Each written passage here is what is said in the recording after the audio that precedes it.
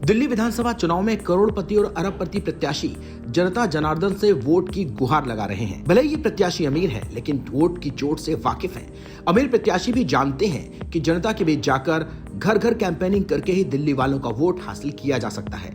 ऐसे में अब दिल्ली का सियासी दंगल अपने चरम पर पहुंच चुका है। राजनीतिक दलों के प्रत्याशी एक दूसरे को सियासी बिसात पर शह और मात देने में जुटे हैं। अमीर प्रत्याशियों की बात करें तो इस चुनाव में लगभग 155 प्रत्याशी करोड़पति हैं, जो दिल्ली विधानसभा चुनाव जीतने के लिए एड़ी चोटी का जोर लगा रहे हैं। एक रिपोर्ट के मुताबिक दिल्ली में चुनाव में कांग्रेस के 77.14% कैंडिडेट करोड़पति हैं। वहीं दिल्ली की सत्ता पर काबिज आम आदमी पार्टी ने भी जिन उम्मीदवारों को टिकट दिया है, उनमें से 70% उम्मीदवार करोड़पति हैं। और केजरीवाल, आतिशी, मनीष सिसोदिया, सौरभ भारद्वाज आपको फिर से जिताने के लिए जनसभाएं कर बीजेपी और कांग्रेस पर जमकर हमला भी बोल रहे हैं। मैं आपसे पूछना चाहता हूं, गालियों से पेट भरता हो तो विजेंद्र गुप्ता जी को वोट दे देना। और अगर आपको लगता है, देखो जी, अब चारों तरफ बात तो फैल गई है, चारों तरफ एक ही चर्चा हो रही है कि सरकार तो आम आदमी पार्टी की बन रही है।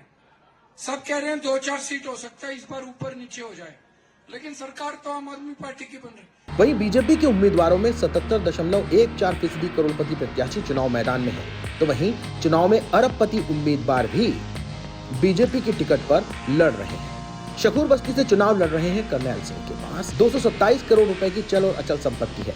वहीं बीजेपी उम्मीदवार मनजिंदर सिंह सिरसा के पास 1.86 अरब रुपए की चल अचल संपत्ति है। और बीजेपी के नेताओं को जिताने के लिए सीएम योगी से लेकर बीजेपी के शीर्ष नेता ताबड़तोड़ रैलियां कर रहे हैं।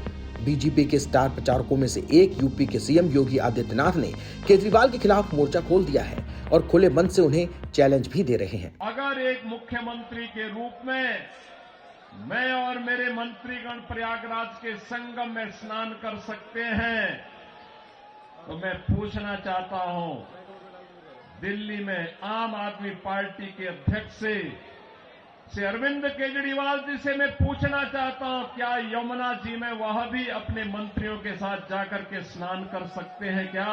अगर उनमें नैतिक साहस है तो उनको इसका जवाब देना चाहिए।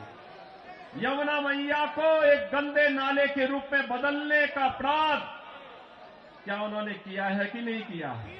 करोड़पति प्रत्याशियों को चुनाव जिताने के लिए बीजेपी, कांग्रेस और आप के सियासी योद्धा ताबड़तोड़ रैलियां कर रहे हैं। वहीं कांग्रेस को जिताने के लिए कांग्रेस शासित दूसरे राज्यों के मुख्यमंत्री और उप मुख्यमंत्री कांग्रेस की गारंटियों का ऐलान कर रहे हैं। इन गारंटीज को दिल्ली की सत्ता में काबिज होने के बाद लागू करने की बात कह रहे हैं। कांग्रेस सांसद राहुल गांधी भी कई रैलियां करने वाले हैं।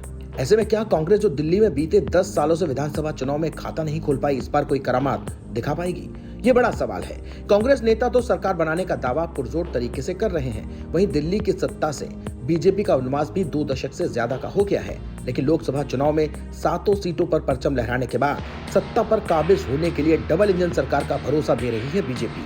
वहीं आम आदमी पार्टी को भरोसा है कि केजरीवाल की योजनाओं का जादू जनता के सिर चढ़कर बोलेगा और केजरीवाल भारी बहुमत से सरकार बनाएंगे। दावे चाहे कितने भी क्यों ना हो, लेकिन असली तस्वीर साफ होगी 8 फरवरी को।